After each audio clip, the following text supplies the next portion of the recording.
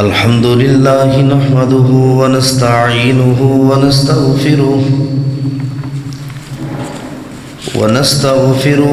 ونعوذ بالله من شرور أنفسنا ومن سيئات أعمالنا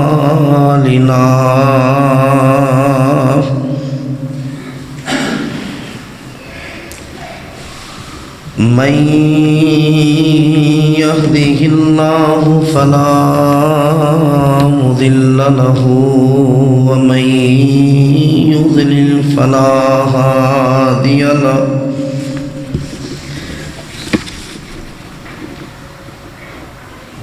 ونشهد أن لا إله إلا الله وحده لا شريك له ونشهد أن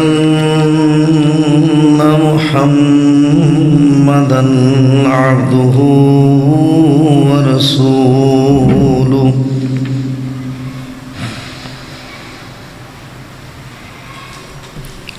إن الله وملائكته يصلون على النبي يا أيها الذين آمنوا صلوا عليه وسلموا تسليما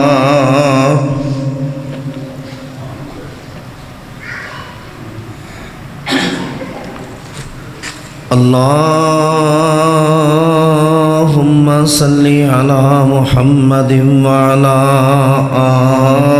آل محمد كما صليت على إبراهيم وعلى آل إبراهيم إنك حميد مجيد اللهم بارك على محمد وعلى آل محمد كما باركت على إبراهيم وعلى آل إبراهيم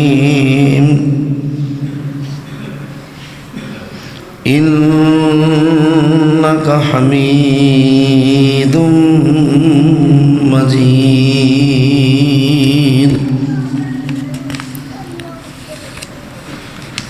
أما بعد فإن خير الحديث كتاب الله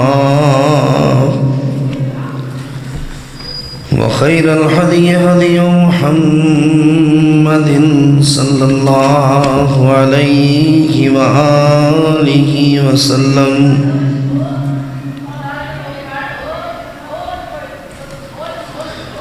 وخير الهدي هدي محمد صلى الله عليه وآله وسلم وشر الأمور محدثاتها وكل محدثة بدعة وكل بدعة ضلالة وكل ضلالة في النار أعوذ بالله السميع العليم وبوجهه الكريم وسلطانه القديم من الشيطان الرجيم بسم الله الرحمن الرحيم ألم تعلم أن الله يعلم ما في السماء والأرض إن ذلك في كتاب. وقال الله تبارك وتعالى في مقام آخر: إنما أمره إذا أراد شيئا أن يقول له كن فيكون. وقال الله تبارك وتعالى في القرآن الحكيم: وما تشاءون إلا أن يشاء الله رب العالمين.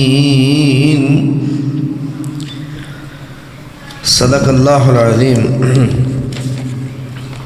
ہر قسم کی حمد و ثنا، تعریفات، تسبیحات، تحمیدات، تمجیدات، بڑائی، کبریائی، تنہائی، بادشاہی، شہنشاہی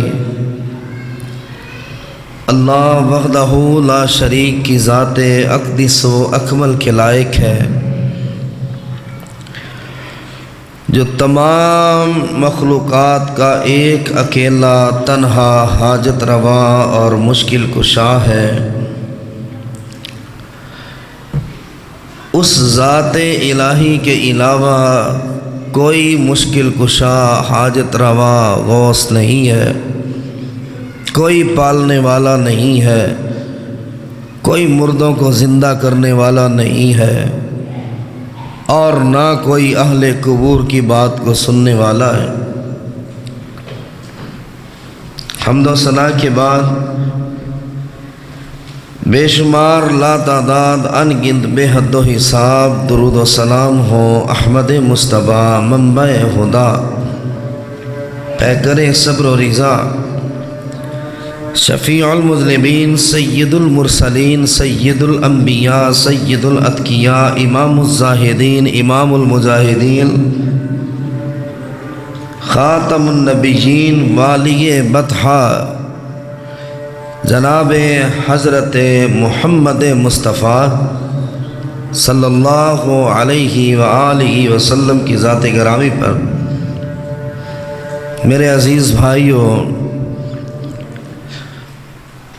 معزز محترم بزرگ حضرات، اسلامی روحانی ماؤں، بہنوں، بیٹیوں، انتظامیہ کی طرف سے مجھے آج کے خطبہ جمعۃ المبارک کا عنوان تقدیر پر ایمان دیا گیا ہے کہ تقدیر کیا ہے، اس پر ایمان کتنا ہونا چاہیے، اور یہ موضوع ہے بھی بڑا حساس اور سمجھنے کے لائق ہے، کیونکہ جس کا تقدیر پر ایمان نہیں، اللہ اس کو مومن نہیں مانتا ہے، وہ ایمان والا نہیں ہے۔ اکثر لوگ آپ بھی سنتے ہوں گے، شاید ہماری زبانوں سے بھی یہ جملے نکلے ہوں کہ میں اگر ایسا کرتا تو یوں ہو جاتا، اگر اس طرف چلا جاتا تو یہ نقصان نہ ہوتا، اگر فلاں قبیلے سے، فلاں خاندان سے تعلق رکھنے والی عورت میرے گھر نہ آتی تو شاید یہ نہ ہوتا، یا اللہ میں نے تیرا کیا گوایا ہے، کیا قصور کیا، مشکلات میرے لیے، تنگیاں میرے لیے، تکلیفیں میرے لیے، یہ لفظ بہت بولا جاتا ہے، اور عموماً لوگ یہاں تک پہنچ جاتے ہیں کہ بھائی اگر تقدیر اللہ کے ہاتھ میں ہے، شر اور برائی اللہ کے ہاتھ میں ہے، اسی نے سب کچھ مرتب کر دیا ہے، اسی نے سب کچھ لکھ دیا ہے، اسی نے ہر چیز، جب زمین نہیں تھے، آسمان نہیں تھے۔ عن عبداللہ ابن عامر ابن العاص قال سمعت رسول اللہ صلی اللہ علیہ وآلہ وسلم عبداللہ ابن عمر بن عاص فرماتے ہیں میں نے سنا رسول اللہ صلی اللہ علیہ وسلم سے یقول کتب اللہ مقادر الخلائق، اللہ نے تمام تر مخلوقات کے مقدر کو لکھ دیا۔ کب لکھا؟ قبل ان یخلق السماوات والارض بخمسین الف سنہ، 50,000 سال پہلے، زمین و آسمان کے بننے سے 50,000 سال پہلے اللہ نے ہر انسان کا مقدر لکھ دیا، ہر عورت کا مقدر لکھ دیا۔ اتنا پہلے جو اللہ لکھ چکا ہے کہ فلاں صدی میں، فلاں سال میں، فلاں دن اور ماہ میں جو بچہ پیدا ہوگا وہ جہنمی ہے یا جنتی ہے، وہ نیک ہوگا یا بد ہوگا، وہ اچھا ہوگا یا برا ہوگا، تو بھائی پھر عمل کرنے کی ہمیں ضرورت کیا ہے؟ اللہ نے تو لکھ دیا ہوا ہے۔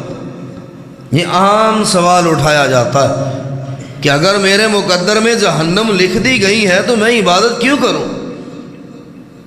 میرے مقدر میں ہی تھا کہ یہ نقصان پہ نقصان ہونا میرا مقدر ہے، اور کسی کی طرف دیکھ کر کہتے یار اس کے کیا نصیب ہے کہ اسے فائدہ ہی فائدہ ہوتا ہے، مٹی بھی خریدتا ہے تو سونا بن جاتی۔ انسان کیا زمین و آسمان کے 50,000 سال پہلے، اور اس وقت وعرشہ علی الماء، اللہ کا عرش پانی پہ تھا جب اللہ نے یہ سب کچھ لکھ دیا، سب کچھ اللہ پاک نے لکھ دیا ہوا۔ وَكُلَّ شَيْءٍ أَحْصَيْنَاهُ فِي إِمَامٍ مُبِينٍ، رب نے فرمایا ہر چیز لوح محفوظ پر مرتب کر دی گئی۔ کیا ہوگا تمہارے ساتھ، کتنی تمہاری عمر ہوگی، کہاں کہاں سے تمہیں مسائل بنیں گے، کہاں کہاں سے تمہیں دھچکا لگے گا، کہاں خوشی ملے گی، کہاں غم ملے گا، یہ تو اللہ نے سب لکھ دیا۔ لوگ کہتے ہیں اب ہمیں عمل کی ضرورت کیا ہے جب ہمارا فیصلہ ہو چکا ہے، لیکن اللہ کو منایا جا سکتا ہے عبادت سے، اللہ کو منایا جا سکتا ہے آنسو بہا کر، اللہ کے آگے گر کر اللہ کو منایا جا سکتا ہے۔ پھر اللہ کیا کرتا ہے؟ یمحو اللہ ما یشاء، وہ جس کے لیے چاہے لوح محفوظ سے وہ مٹا بھی سکتا ہے، یہ اس کی قدرت ہے کہ میرا بندہ ہے اتنا رویا، اتنا گڑ گڑایا ہے، احساس ہو گیا ہے، تو وہ مٹانے کا بھی حق رکھتا ہے۔ وَيُثْبِتُ عِندَهُ أُمُّ الْكِتَابِ، اور جس کے لیے چاہے وہ نہیں مٹاتا، اور لوح محفوظ صرف اس کے پاس ہے، اس کو کوئی ہاتھ نہیں ڈال سکتا، اور اس تک کسی کی قدرت نہیں ہے۔ یہاں امام ابن حجر عسقلانی فتح الباری میں علامہ طیبی کا قول ذکر کرتے ہیں، ہوا اظہار غایت التذلل والافتقار الی اللہ والاستقانۃ لہ، لوگوں جو اس نے لکھ دیا ہے، اگر گر جاؤ، اگر واپس آ جاؤ، انا ہدیناہ السبیل اما شاکرا و اما کفورا، جس انسان کو بنانے پر اللہ نے 4 قسمیں اٹھائی ہیں، کسی جانور کے بنانے پر قسم نہیں اٹھائی، کسی پرندے کے بنانے پر قسم نہیں اٹھائی، کسی درندے کے بنانے پر قسم نہیں اٹھائی، چیونٹی سے لے کے حشرات الارض تک جو بھی ہے مچھلیاں ہیں، اور مچھلیاں بھی ایسی، کل میں پڑھ رہا تھا ایک مچھلی جو ہے وہ سمندر میں، ایک مچھلی وہ 60,000 ٹن اس کا ایک وقت کا کھانا ہے، اللہ اس کو بھی دے رہا ہے۔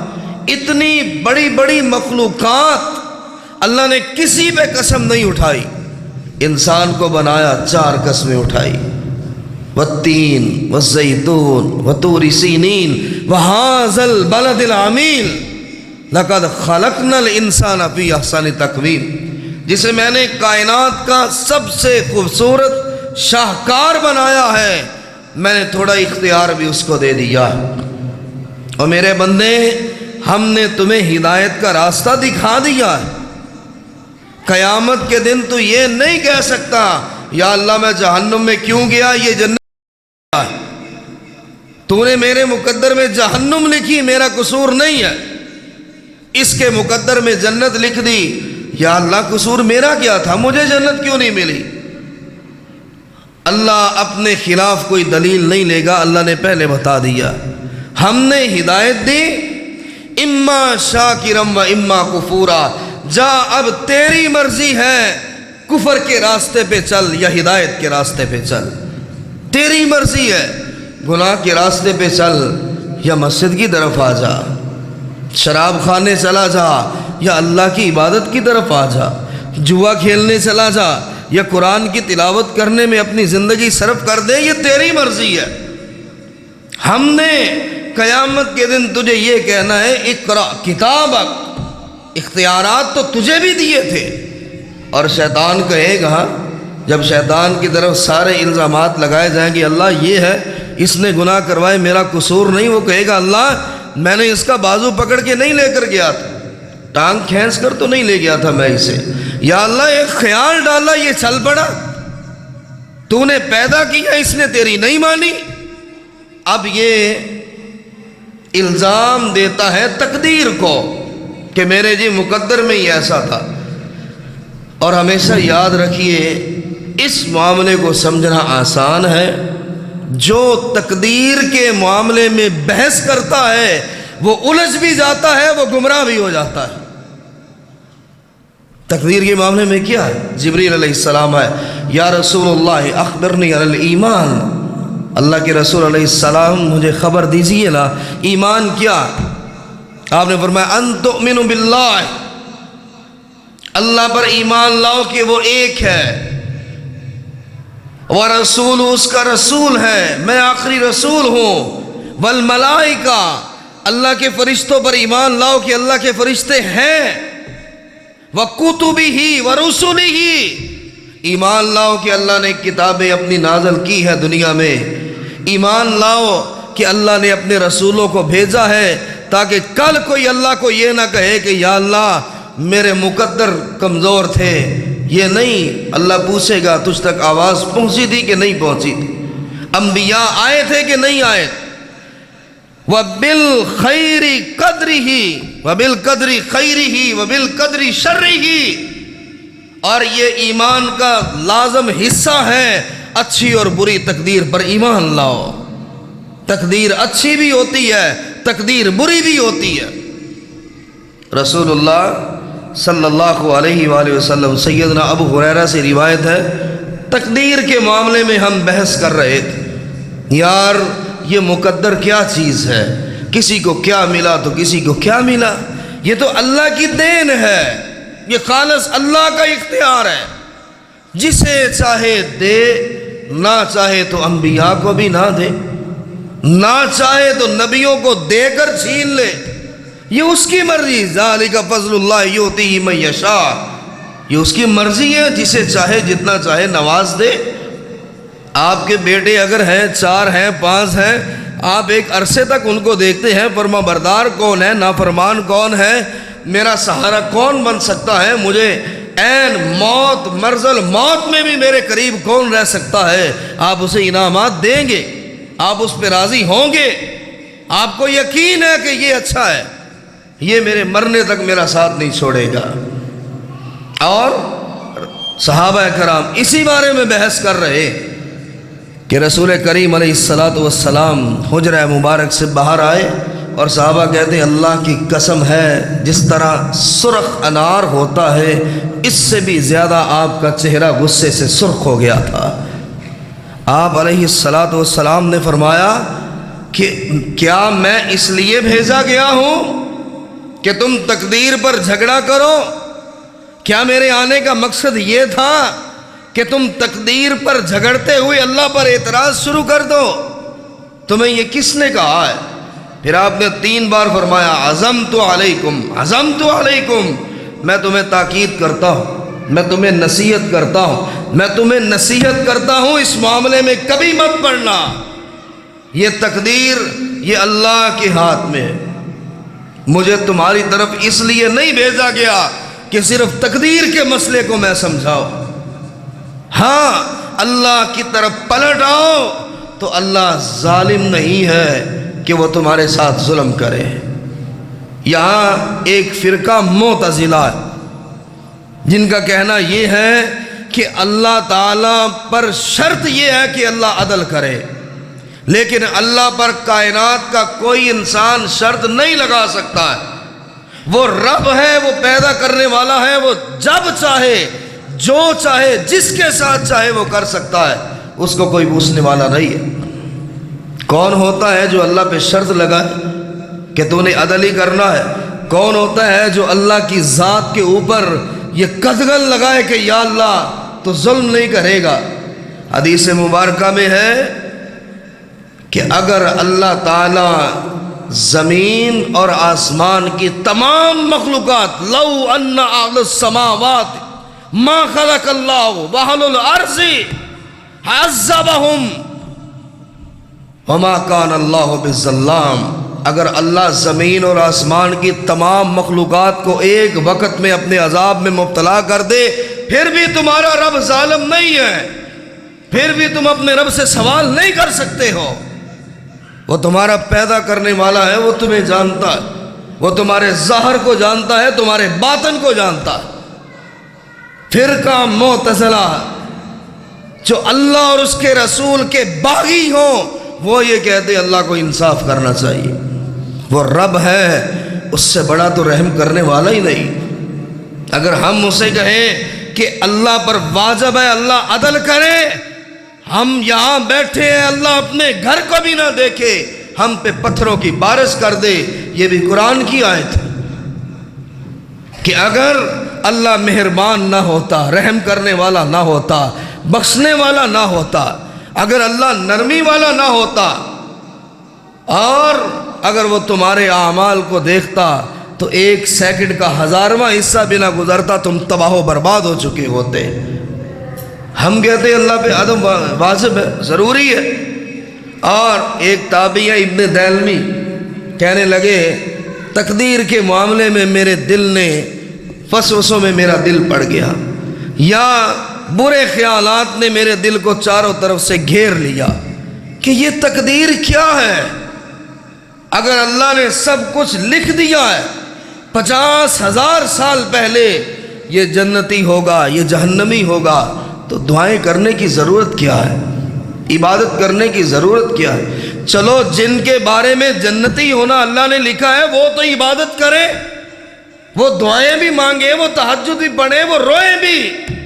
اب جن کے بارے میں جہنمی طے ہو چکا ہے وہ عبادت کیوں کرے؟ کہنے لگے دل ایسے وسوسوں سے بھر گیا۔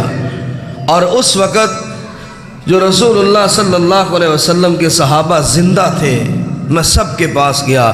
سب سے پہلے میں ابی ابن کعب کے پاس گیا۔ اقرؤہم بالقرآن، آپ نے فرمایا میری امت میں قرآن کا سب سے بڑا عالم ابی ابن کعب ہے۔ میں نے کہا ابی ابن کعب تقدیر کیا ہے؟ میرا دل وسوسوں میں بھرا پڑا ہے، حالات کبھی کچھ ہوتے ہیں کبھی کچھ ہوتے ہیں۔ اللہ کو مورد الزام ٹھہرایا جا سکتا ہے کہ یا اللہ میرے ساتھ ایسا کیوں؟ وہ اس کے اتنے بچے ہیں مجھے ایک بھی نہیں ملا، یا اللہ وہ فلاں کا خامند اتنا اچھا سلوک کرتا ہے، میرا خامند جو اس کے چہرے پر کبھی مسکراہٹ تک نہیں دیکھی، ایسا کیوں ہے؟ یا اللہ فلاں کے پاس اولاد ہے، مال ہے، اور میں گلیوں میں مانگتا پھرتا ہوں، یا اللہ میرا مقدر ایسا کیوں ہے؟ ابی ابن کعب کے پاس گیا، پھر میں عبداللہ ابن مسعود رضی اللہ عنہ کے پاس گیا، پھر میں سیدنا حذیفہ ابن یمان کے پاس گیا۔ ان تینوں صحابوں نے ایک ہی بات کی اور فرمایا اللہ کی قدرت ہم سب پر حاوی ہے، اللہ کی قدرت ہم سب پر فوقیت رکھتی ہے، وہ جس کو چاہے جیسے چاہے نواز دے، اللہ کی ذات پہ اعتراض نہیں کیا جا سکتا۔ سب سے پہلا نقطہ یہ ہے، سب سے بڑی بات کہ جس حال میں ہو اللہ کی ذات پر اعتراض نہیں کیا جا سکتا۔ اور انہوں نے کہا لو ان اللہ عذب اہل السماوات واہل ارضہ وہو غیر الظالمین، تم تو اپنے ایک کی بات کرتے ہو، اللہ کل مخلوقات کو عذاب میں مبتلا کر دے، تباہ و برباد کر دے، وہو غیر الظالمین، اس رب کو ظالم نہیں کہا جا سکتا ہے۔ اس رب کے بارے میں یہ بات نہیں کی جا سکتی۔ حالانکہ کائنات میں نیک لوگ بھی ہیں، تہجد گزار بھی ہیں، روزہ رکھنے والے بھی ہیں، سارا دن قرآن پڑھنے والے بھی ہیں۔ اگر اللہ ان کو بھی عذاب میں مبتلا کر دے، رب پہ اعتراض نہیں کیا جا سکتا۔ وہ کہ جس کو چاہے وہ ہدایت عطا فرمائے اور جس کو چاہے وہ اپنے عذاب میں مبتلا کر دے۔ تقدیر یہ ہے کہ ساری زندگی عبادت کرنے والا اللہ اسے جہنم میں پھینک دیتا ہے، اور ساری زندگی برائی کرنے والا وہ ایسا کام کر جاتا ہے رب اسے جنت عطا فرما دیتا ہے۔ تم اس معاملے میں بحث میں کبھی مت پڑنا کہ میری تقدیر کیا ہے، تمہارا کام کیا ہے؟ جو اللہ نے قرآن اتارا، جو اللہ نے ہمیں قرآن دیا، کیا کہ میں نے رسول بھیجے حجت قائم کرنے کے لیے۔ قیامت کا دن ایسا ہوگا کہ کوئی انسان بھی اللہ تعالیٰ پر کوئی الزام نہیں لگا سکے گا۔ کیوں؟ اس دن ہاتھ بولیں گے، اس دن پاؤں گواہی دیں گے، اس دن زبان پر مہر لگا دی جائے گی، ہاتھ بتائیں گے یا اللہ فلاں فلاں فلاں جگہ پر یہ گناہ ہوا تھا، پاؤں کہیں گے اللہ فلاں فلاں گناہ کے ارادے سے فلاں بستی میں، فلاں محلے میں، فلاں گھر کی چوکھٹ پر یہ گیا تھا۔ اور اس وقت وہ کہے گا ہاں قصور میرا ہے۔ اللہ پوچھے گا کیا رسول نہیں آئے؟ کیا قرآن نہیں آیا؟ کیا زندگی میں کبھی تمہارے کانوں میں قرآن و حدیث کی بات نہیں پڑی؟ کیا ہم نے نہیں کہا تھا ہماری عبادت کرو؟ جب تم نے عبادت ہی نہیں کی اور یہ بات لے کر بیٹھ گئے کہ میرے مقدر میں یہی ہے، تو اب میں نے کرنا کیا ہے؟ رسول کریم علیہ السلام آپ فرماتے، سیدنا طاؤس بیان کرتے ہیں کہ میں نے اصحاب رسول علیہ السلام کو یہ کہتے ہوئے سنا، ہر چیز تقدیر کے مطابق ہے، مقدر میں جو لکھی گئی ہے۔ آپ کے پیدا ہونے سے ہزاروں سال پہلے لکھ دیا گیا، آپ کیسے ہوں گے؟ لیکن مشروط یہ بھی ہے، اور رب کے سامنے گر جاؤ گے، وہ اپنے الفاظ کو بدل بھی سکتا ہے، وہ اس کی جگہ کچھ اور بھی لکھ سکتا ہے۔ لیکن آپ نے ابن عمر رضی اللہ عنہ کہتے ہوئے سنا، رسول اللہ صلی اللہ علیہ وسلم نے فرمایا، کل شیء بقدر حتی العجز والقیس، ہر چیز تقدیر کے مطابق طے ہو چکی ہے، حتیٰ کہ عجز و نشاط بھی، صحت بھی، بیماری بھی، مال بھی، غریبی بھی، امیری بھی، اولاد کا ہونا نہ ہونا، کسی کو قصوروار نہ ٹھہراؤ۔ تمہارے مقدر میں یہ لکھا گیا ہے، لیکن تمہیں یہ نہیں پتا دنیا میں جو محرومیاں رب نے دے دی، آخرت میں کتنی بڑی چیزیں ملیں گی۔ یہ درمیان میں تمہارے پردہ، لا یؤمن عبد حتی یؤمن بالقدر خیرہ وشرہ من اللہ، یہ رسول اللہ صلی اللہ علیہ وسلم نے فرمایا۔ ہمارا ایمان کیسے قبول ہوگا؟ اللہ ہمیں مومن کیسے مانے گا؟ جب تک تقدیر کے اچھے اور برے پر ہم ایمان نہیں لائیں گے، اللہ کائنات کے کسی شخص کو مومن ماننے کے لیے تیار نہیں۔ جو میں نے مقدر لکھا ہے، جو میں نے لوح محفوظ لکھا ہے، جو کتاب میرے پاس ہے، میرا عرش پانی میں تھا، جب میں نے سب کچھ لکھ دیا، یہ بندہ اس کا انکار کرتا۔ اور حدیث مبارکہ میں ایک یہ ہے، وَحَتَّى يَعْلَمُ أَنَّ مَا أَصَابَهُ لَمْ يَكُنْ لِيُخْطِئَهُ وَأَنَّ مَا أَخْطَأَهُ لَمْ يَكُنْ لِيُصِيبَهُ۔ جو نقصان اللہ نے تمہارے مقدر میں لکھا ہے، پوری کائنات مل کر بھی وہ پورا نہیں کر سکتی ہے، اور جو فائدہ اللہ نے تیرے مقدر میں لکھا ہے، ساری کائنات مل جائے، وہ تم سے وہ فائدہ چھین نہیں سکتی۔ یہ تقدیر ہے۔ اس پہ جلن کیسی، اس پہ حسد کیسا، اس پہ اس شخص کی طرف دیکھ کر یہ کہنا پتہ نہیں یار یہ کیا کرتا ہے، حرام کماتا ہے، دو نمبری کرتا ہے، یا راتوں رات یہ کروڑ پتی بن گیا۔ وہ رب جسے چاہے جب چاہے نماز دے، یہ اس کے پیدا ہونے سے پہلے لکھا جا چکا۔ ہمارا اعتراض اس انسان پر نہیں بنتا، ہمارا اعتراض رب پر جاتا کہ یا اللہ تو نے اسے دیا کیوں ہے؟ یا اللہ تو اسے کیوں دے رہا؟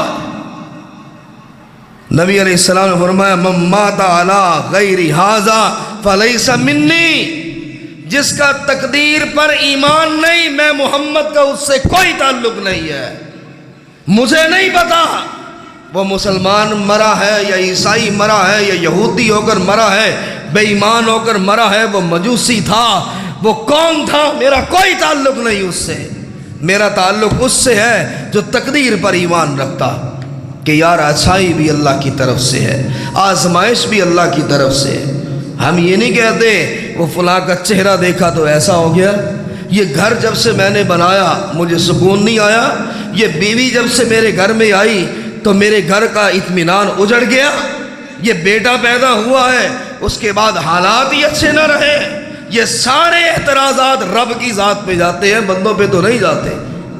اللہ تو خود اس کے بارے میں کہہ رہا۔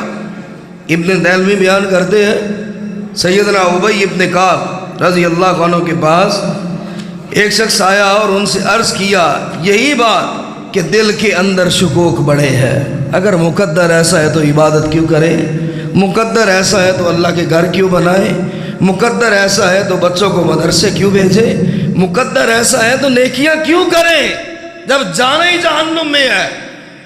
تو آپ کہتے ہیں لو انفقت مثل احد ذهبا، اور بندے اللہ کے لکھی ہوئی کتاب پر تو شک کرتا ہے کہ جب لکھی دیا ہے تو عبادت کیوں کروں؟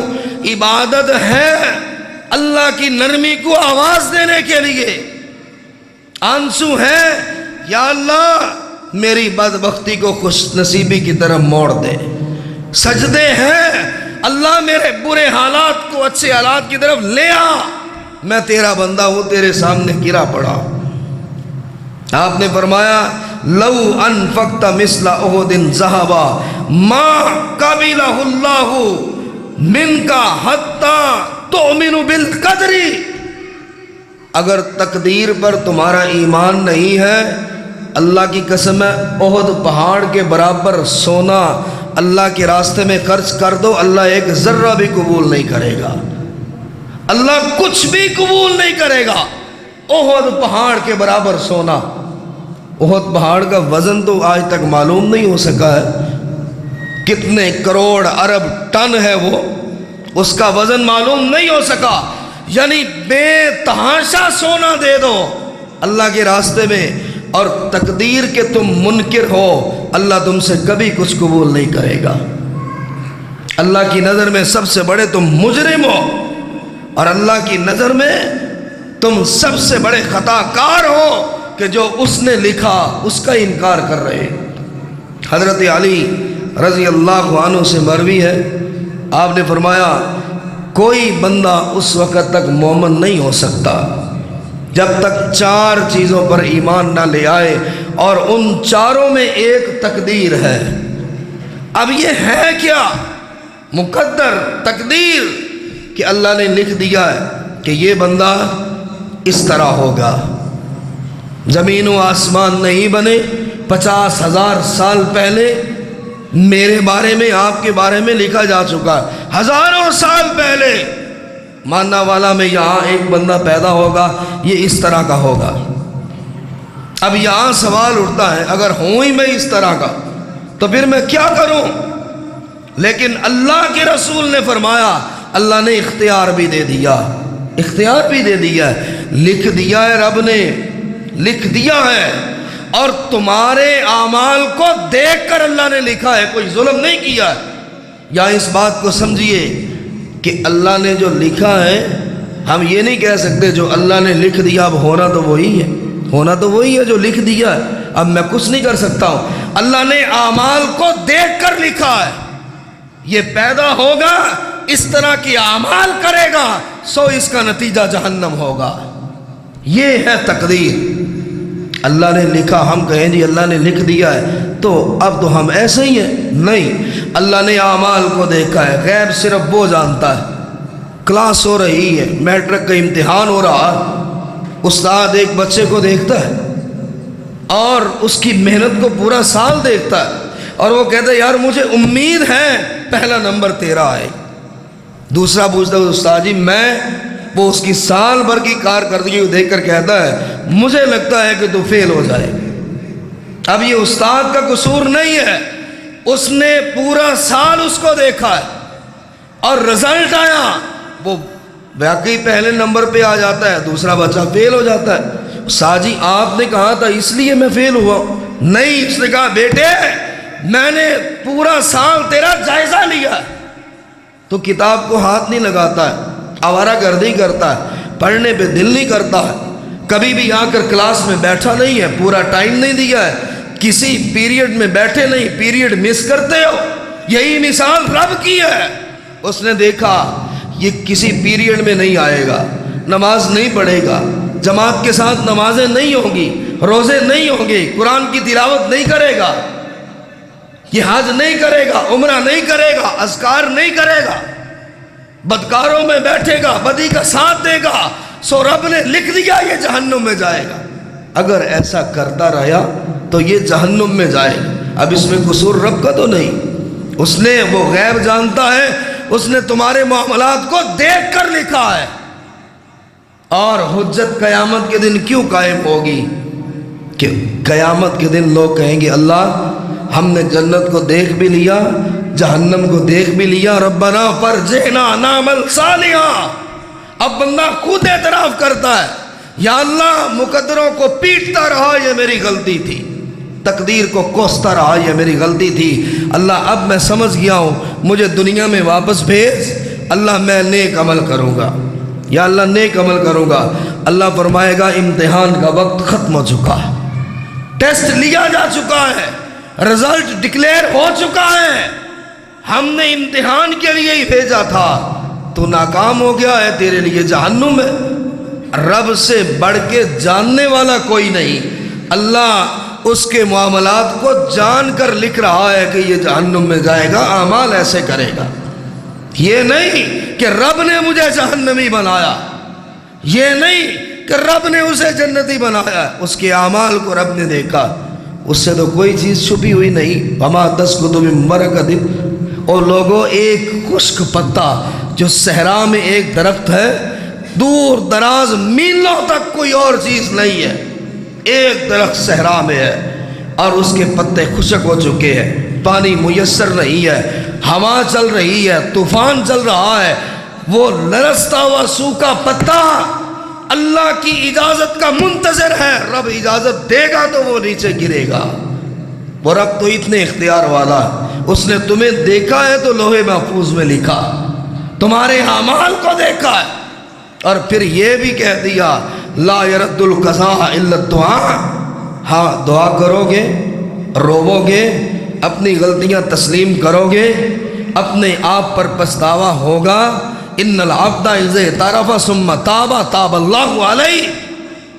بہت سارے آپ لوگوں میں سے ایسے ہوں گے کہ بڑی غلطی کسی نے کی، بلانا چھوڑ دیا، گھر کے دروازے بند کر دیے، لیکن جب وہ چوکھٹ پر آ کر کہتا ہے کہ سر آپ کے قدموں میں رکھتا ہوں، میں اعتراف کرنے آیا ہوں، یار میں معافی مانگتا ہوں، میں نے یہ جرم کیا، کئی ایسے ہیں پگھل جاتے ہیں، نرم پڑ جاتے ہیں۔ اچھا یار تو نے اعتراف کر لیا نا، تو نے ضد چھوڑ دی نا، ہمارا غصہ تو یہ تھا کہ تو ضد کرتا ہے، جرم کر کے کہتا ہے میں نے کیا نہیں، آج تو میرے دروازے پہ آیا، اب تو مان گیا ہے کہ میں نے جرم کیا ہے، میں کوئی تجھ پہ پرچہ نہیں کٹواتا، کوئی ایف آئی آر نہیں کرواتا، تو آ گیا، تو نے مان لیا، میرے لیے یہی کافی ہے۔ یہی رب کا معاملہ ہے کہ تو آ گیا۔ سب سے زیادہ غصہ اللہ کو اس پر ہوتا ہے جو گناہ کرتا ہے، پھر اس پر مصر رہتا ہے، پھر اس پر اٹکا رہتا ہے، مانتا نہیں کہ میں نے یہ گناہ کیا، ادھر ادھر سے سہارے پکڑتا ہے، وہ بھی تو کرتا ہے، فلاں بھی تو کرتا ہے، فلاں بھی تو کرتا ہے۔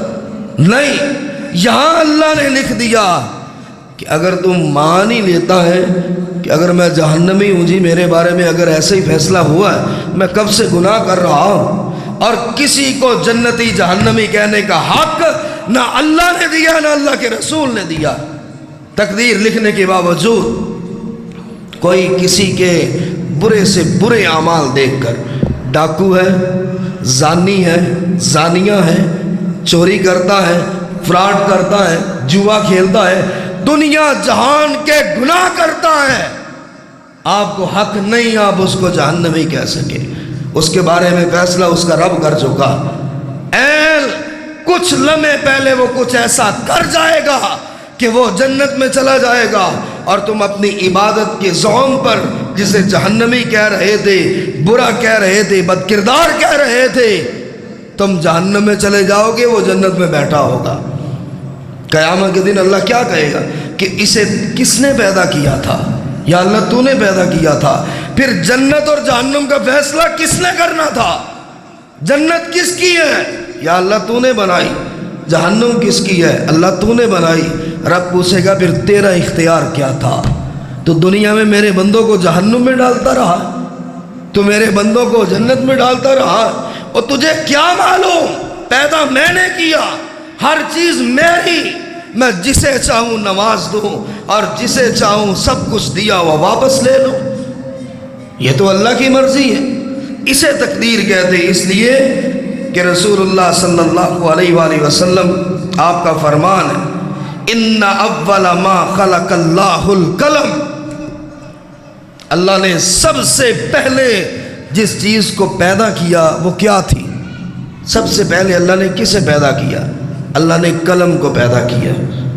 جب اللہ نے قلم کو پیدا کیا، اللہ نے فرمایا اکتب، اب لکھو۔ قلم نے کہا ماذا اکتب، اللہ کیا لکھوں میں؟ یا اللہ میرے لیے حکم کیا ہے؟ قال اکتب مقادیر کل شیء حتی تقوم الساعہ، ابھی انسان کا وجود تک نہیں تھا، اللہ نے قلم کو پیدا کر کے کہا کہ اب سے لے کے قیامت تک کے معاملات کو لکھ دے، اور قلم لکھتی چلی گئی۔ اللہ نے کہا لکھ دے اب سے لے کے حتی تقوم الساعہ، حتیٰ کہ قیامت قائم ہو جائے، یعنی قیامت کے آخری آنے والے انسان تک کا بایو ڈیٹا لکھ دے، یہ کرے گا، یہ ایسے کرے گا، یہ ایسے کرے گا۔ ہاں اگر قرآن کی آیت کان میں پڑ گئی، ہاں اگر مصر نہ رہا، ہاں اگر اللہ کو ہی کوستا نہ رہا، اپنے گریبان میں جھانک لیا، اپنے اعمال کا جائزہ لے لیا اور دوڑ پڑا اللہ کے گھر کی طرف، اب اس کا مقدر کیا تھا؟ جو 99 قتل کر چکا تھا۔ ایک قتل کرنے والا گناہ اتنا ہے جیسے کائنات کے تمام انسانوں کو اس نے قتل کر ڈالا۔ 99 قتل، دنیا کے ہر انسان کی نظر میں وہ جہنمی تھا۔ اور کیا ہوا؟ خیال آیا یار زندگی تو گزر گئی، بڑے قتل کیے، لوگوں کو مارتا رہا، لوٹتا رہا، کیا کروں؟ اسے بھی پتا تھا میں جہنمی ہوں، لیکن کہنے لگا چلو آسرا ہی صحیح، چلو آسرا ہی صحیح، ایک ہمت تو کر کے دیکھو، اس کی طرف پلٹ کر تو دیکھو۔ اب تقدیر کو اس نے الزام نہیں ٹھہرایا، یار 99 قتل کر بیٹھا، چل رب کے راستے پہ چلتا۔ ایک شخص کے پاس آیا، جیسے آج نا امید کیا جاتا ہے، جیسے آج ان پڑھ لوگوں کو گمراہی سے اور گمراہی میں لے جاتے۔ ایک سے پوچھا، تلواریں 2 پکڑی ہوئی ہیں اور دونوں خون سے رنگی ہوئی۔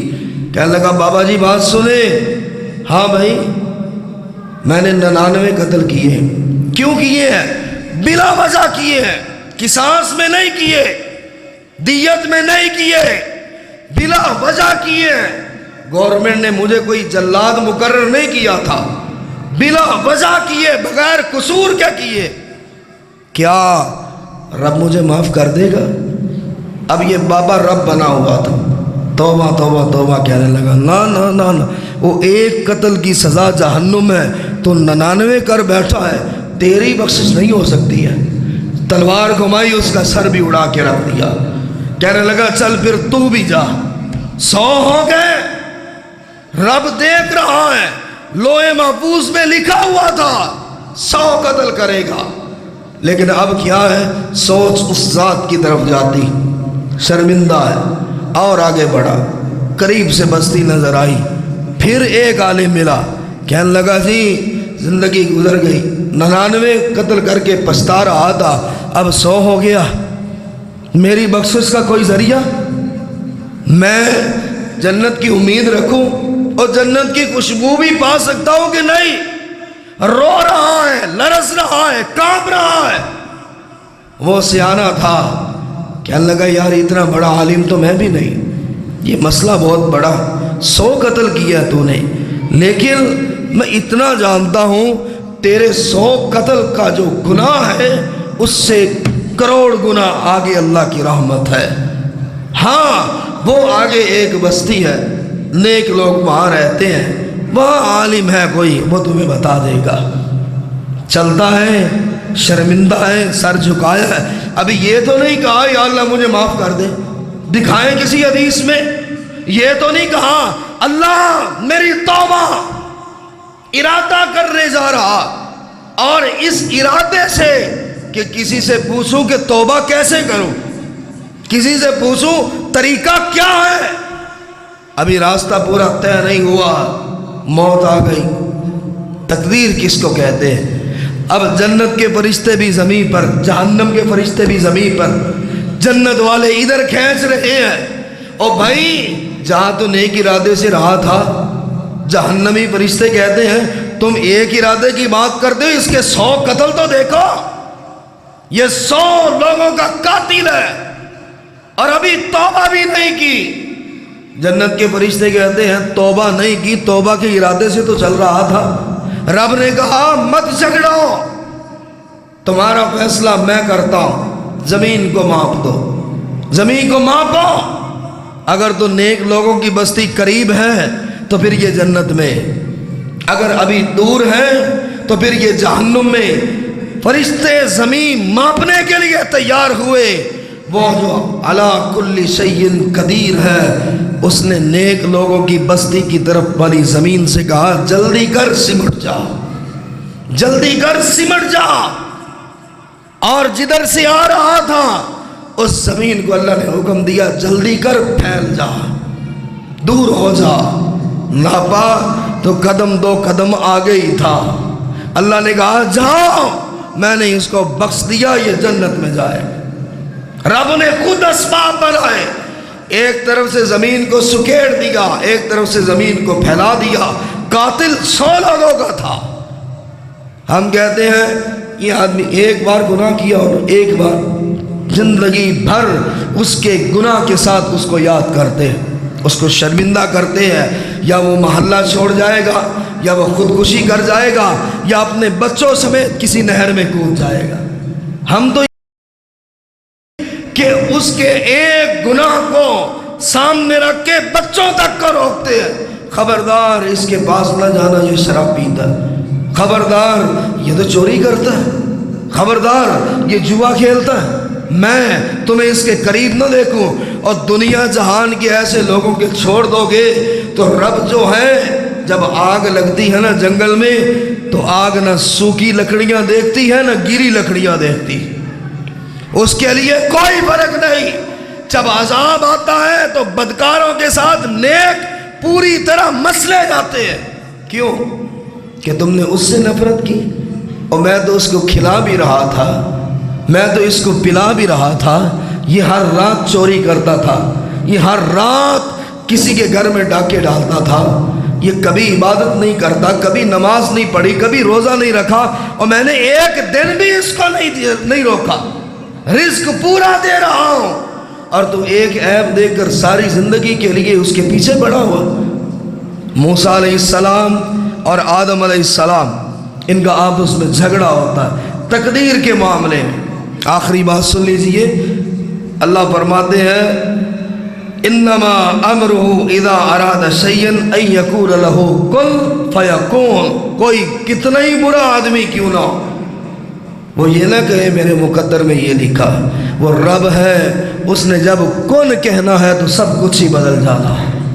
یہ کہو اللہ میرا مقدر بہتر کر دے، میرا نصیب بہتر کر دے، اللہ میں تجھ پہ شکوہ نہیں کرتا، اگر میری تقدیر میں شر لکھا ہے یا اللہ تو نے پردہ غیب سے میرے اعمال کو دیکھ لیا تھا، قصور میرا ہے تیرا نہیں ہے، لیکن اللہ مجھے ہدایت دے دے، اللہ مجھے ہدایت دے دے۔ وہ اللہ کے رسول ہدایت مانگتے تھے، اللہ کے نبی مانگتے تھے، یا اللہ شکر کا طریقہ عطا فرما، ہم تیرا کیسے شکر ادا کریں؟ اور اللہ نے کہا وما تشاءون الا ان یشاء اللہ رب العالمین، جو تم چاہو گے وہ کبھی بھی نہیں ہوگا، جو اللہ چاہے گا وہ ہوگا، اس لیے اسے راضی کرو، اس کی طرف پلٹو، اگر وہ راضی ہو گیا تو پھر تم جو چاہو گے وہ اللہ تمہیں عطا کرتا چلا جائے گا۔ تقدیر یہ ہے ان قلوب بنی آدم کلھا بین اصبعین من اصابع الرحمن، تمام کائنات کے لوگوں کے دل اللہ کی انگلیوں کے درمیان میں ہے، وہ ایسے کر دے تو دل پھر جاتا ہے، وہ ایسے کر دے تو دل اور طرف پھر جاتا ہے۔ کیوں اللہ کے رسول عمر بھر دعا کرتے رہے، اللہ میرے دل کو ایمان پہ ثابت رکھنا، اللہ میرے دل کو ایمان پہ قائم رکھنا۔ کیوں؟ دل تیری انگلیوں کے درمیان میں، ان دلوں پر اختیار اور کسی کا بھی نہیں۔ ان اللہ خالق کل شیء وهو علی کل شیء وکیل، وہ ہر چیز پر قادر ہے، پیدا کرنے والا ہے، اور وہی بدل سکتا ہے اگر بدلنا چاہے۔ یرضی لعبادہ الکفر وَإِن تَشْكُرُوا يَرْضَهُ لَكُمْ وَلَا تَزِرُ وَازِرَةٌ وِزْرَ أُخْرَى۔ اللہ نے کہا تقدیر کا انکار کرنے والوں، اگر میری طرف جھکو گے میں تمہیں بہت زیادہ عطا کروں گا، اگر تقدیر کا رونا لے کر بیٹھ جاؤ گے، لکھا ہی ایسا ہے تو میں نے کیا کرنا ہے، دیا ہوا بھی واپس چھین لوں گا، دیا ہوا بھی تمہارے پاس کچھ بھی باقی نہیں رہے گا۔ اور رب نے فرمایا ما اصابک من حسنۃ فمن اللہ وما اصابک من سیئۃ فمن نفسک، کوئی رحمت تمہیں ملتی ہے نا تو وہ اللہ کی طرف سے ہوتی ہے، اللہ پھر تم پہ مہربان ہو جاتا ہے۔ اتنا بدکار ہے، اتنا ظالم ہے، اتنا گناہ گار ہے، چل کوئی بات نہیں میں اپنی ایک رحمت کرتا ہوں، لیکن اگر تمہیں تکلیف پہنچتی ہے تو پھر مڑ کے دیکھو تم کر کیا رہے، دھوکہ کتنا دے رہے ہو، جھوٹ کتنا بول رہے ہو۔ دو کہا کہا جائے اللہ اکبر کی صدائیں آ رہی ہے اور تم دکان سے ہلے نہیں اور پھر کہتے ہو میرے مقدر ایسے، یہاں مقدر کیوں کوستے ہو کہ اذان ہوئی اور تم اللہ کے گھر کی طرف نہیں آئے اور بعد میں کہہ رہے ہو جی میری قسمت ہی ایسے، میرے مقدر ہی ایسے دے۔ میں آخری بات کرتا ہوں، صحابہ کرام نے عرض کی اللہ کے رسول کیا ہم اپنی تقدیر پر بھروسہ کرتے ہوئے عمل کرنا چھوڑ دیں؟ یہ صحابہ کا سوال تھا۔ یا رسول اللہ صلی اللہ علیہ وسلم اپنی تقدیر کے بارے ہمیں پتہ چل جائے، اللہ کے نبی ہم عمل کرنا چھوڑ دیں؟ جو اللہ نے لکھا ہے وہ تو ہو ہی جانا ہے۔ آپ نے فرمایا عمل کرتے رہو، عمل کرتے رہو، عمل کرتے رہو، ہر شخص کو اس کے عمل کی توفیق ضرور دی جائے گی، نیک عمل کی توفیق ضرور دی جائے گی، راستہ ضرور دکھایا جائے گا جس کے لیے وہ پیدا کیا گیا۔ جو شخص اللہ کے علم میں سعادت والوں میں سے ہے اس کو سعادت کے عمل کی توفیق مل جائے گی۔ عمل کرتے رہو، عمل کرنا نہ چھوڑنا، یہ مت کہنا تقدیر میں ایسا لکھا ہے اب میرے ہاتھ کھڑے ہیں میں کچھ نہیں کروں گا۔ موسیٰ علیہ السلام اور آدم علیہ السلام ان کی آپس میں بات ہوتی ہے، آدم اور موسیٰ اپنے پروردگار کے ہاتھ جھگڑ رہے ہیں، اللہ نے اجازت دی ہے تو بات کر رہے ہیں، ورنہ اللہ کے دربار میں کون ہے جو جرت کرے۔ اب بات کیا تھی؟ آدم علیہ السلام موسیٰ علیہ السلام پر غالب آ گئے، جیت گئے ایک بات پر۔ موسیٰ نے اعتراض کیا اور کہا آپ وہی آدم ہے نا کہ اللہ نے 4 قسمیں اٹھائی تھی، آٹا گوندا گیا تھا، چہرے کو اللہ نے اپنے ہاتھ سے بنایا تھا، وہی آدم ہونا تم کہ جسے اللہ نے اپنے ہاتھوں سے بنایا اور پھر اپنی روح پھونکی اور فرشتوں نے بھی پھر سجدہ کیا، پھر اللہ نے 7 آسمان کے فرشتوں سے کہا میرے آدم کو سجدہ کرو۔ موسیٰ علیہ السلام بات پہ بات کر رہے ہیں، دلائل پہ دلائل دے رہے، وہی آدم ہو جسے اللہ نے ہاتھ سے بنایا، پھر قسمیں اٹھائی، پھر کائنات میں پہلی بار ہوا کہ اللہ خود فرما رہا ہے کہ آدم کو تعظیمی سجدہ کرو، دیکھو میں نے کیا پیدا کیا، سجدہ کروایا۔